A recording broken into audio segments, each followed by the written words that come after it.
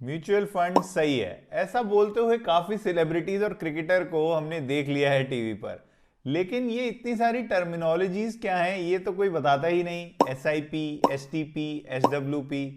देखो इंटरनेट पे काफी सारी वीडियोस ऑलरेडी हैं कि कौन सा म्यूचुअल फंड लेना चाहिए कौन सा नहीं। मैंने खुद भी टॉप 3 रिकमेंडेशन का वीडियो बनाया ही है, मैं लिंक भी ऊपर डाल दूंगा, आप जाके देख सकते हो।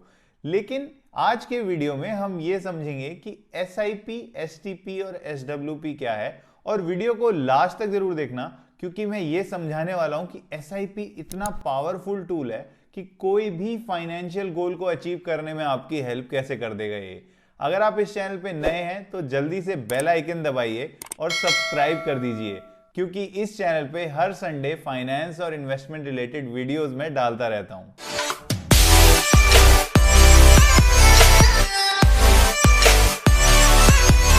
म्यूचुअल फंड को एक हिल स्टेशन मान लेते हैं जैसे कि मनाली।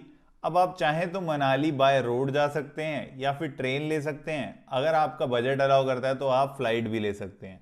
म्यूचुअल फंड भी एक डेस्टिनेशन ही है और उस तक पहुंचने के 3 मीडियम है, S I P, S T P और एस डब्ल्यू पी। चलिए पहले फोकस करते हैं आज की वीडियो के हीरो पे जो है S I P. S I P systematic investment plan है। इसका मतलब हम सब जानते हैं, हर महीने की एक फिक्स डेट पे हमें बस बाय करते रहना है रिगार्डलेस ऑफ द वैल्यू। मैंने एक एग्जांपल के लिए आपको समझाने के लिए मान लेता हूं कि 500 रुपये आप इन्वेस्ट कर रहे हैं हर महीने और 8 तारीख को आप इन्वेस्ट करते हैं। इस महीने की 8 तारीख को आपने 500 रुपये का एक स्टॉक या म्यूचुअल फंड में इन्वेस्ट कर दिया। अगले महीने उसकी वैल्यू बढ़ गई, मान लेते हैं स्टॉक 550 का हो गया या म्यूचुअल फंड की एनएवी बढ़ गई। आपको ये ट्रैक ही नहीं करना कि उसकी वैल्यू बढ़ी या घटी, आपको बस 8 तारीख को 500 रुपये इन्वेस्ट कर देने हैं। आप सोचेंगे कि मैं हाई वैल्यू पे क्यों इन्वेस्ट करूंगा, मैं तो वेट करूंगा ना कि जब नीचे आएगा तब मैं और इन्वेस्ट करूं ताकि मेरा रेट जो है एवरेज होके कम रहे। ज़्यादा वैल्यू हो रही है और मैं फिर भी सेम डेट पे बाय कर रहा हूं, ये लॉजिक कैसे काम करेगा।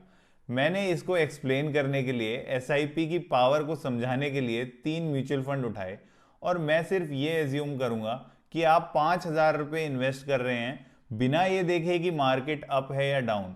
पहला म्यूचुअल फंड जो मैंने पिक किया है वो है IIFL फोकस्ड इक्विटी फंड।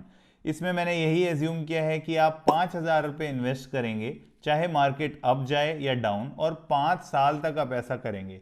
दूसरा फंड जो मैंने पिक किया है वो है DSP फ्लेक्सी कैप फंड और तीसरा एक्सिस ब्लू चिप फंड।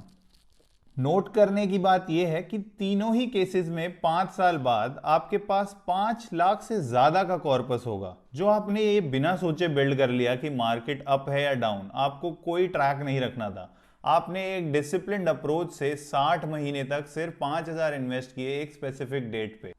इन 3 म्यूचुअल फंड का तो 5 साल का ही डेटा अवेलेबल था, लेकिन मैंने इन्हीं रिटर्न्स को अज्यूम करते हुए 10 साल का डेटा निकाला। अगर आप 5,000 की एसआईपी को कंटिन्यू रखते इन फंड्स में और 10 साल तक यही रिटर्न्स मिलते रहते तो आप नोट कीजिए कि जो फाइनल अमाउंट था वो जो 5 साल के बाद 6 लाख के करीब था वो 10 साल के बाद सेम रिटर्न्स चलते तो 23.5 लाख हो जाता।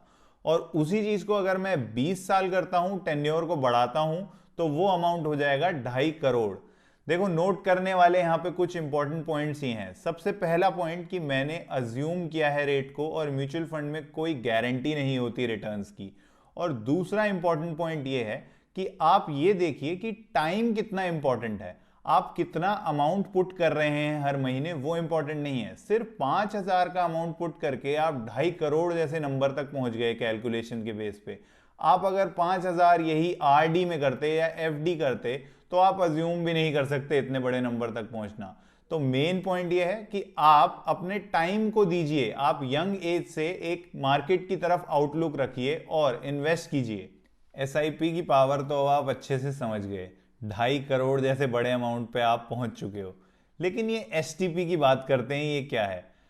अभी के सिनारियो को मान लेते हैं, मार्केट ऑल टाइम हाई पर है। आपके पास अगर लमसम अमाउंट है तो 5 लाख 10 लाख ऐसे अमाउंट को आप डायरेक्टली किसी म्यूचुअल फंड में अगर इन्वेस्ट कर देंगे और वो इक्विटी से लिंक्ड है और मार्केट अगर डाउन आ गया तो आपका अमाउंट एकदम से डाउन जा सकता है।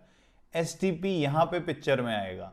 आप अपने 5 लाख या 10 लाख जैसे बड़े अमाउंट को एक लिक्विड फंड में इन्वेस्ट कर दीजिए और सिस्टमैटिक ट्रांसफर प्लान क्या करेगा, उस लिक्विड फंड से हर महीने एक स्पेसिफिक अमाउंट इक्विटी फंड में डालेगा। इसका क्या फायदा आप पूछोगे? इसका ये फायदा कि आपने मार्केट को एट हाई बाय नहीं किया एक साथ, आपने हर महीने एवरेजिंग की और इक्विटी म्यूचुअल फंड में एंटर किया। आपको ये टेंशन लेने की जरूरत ही नहीं पड़ी कि मैं एक साथ बाय कर रहा हूं तो कहीं मेरा पैसा एक साथ डाउन ना आ जाए। अब आते हैं SWP पे, सिस्टमैटिक विड्रॉल प्लान। जैसे पेंशन के बाद हर महीने एक फिक्स्ड अमाउंट आपको मिलता रहता है, वैसे ही ये SWP भी काम करता है।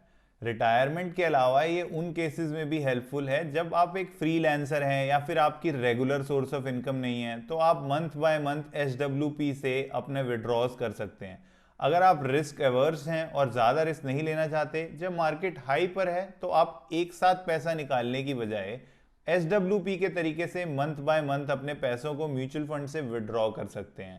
अगर आपको ये वीडियो इन्फॉर्मेटिव लगा तो ज़रूर लाइक कीजिए ताकि ये और लोगों को रिकमेंड हो, और ज़रूर कमेंट्स में पूछ सकते हैं आप अपने कोई भी क्वेश्चंस या फीडबैक, मैं आपको जवाब ज़रूर दूंगा।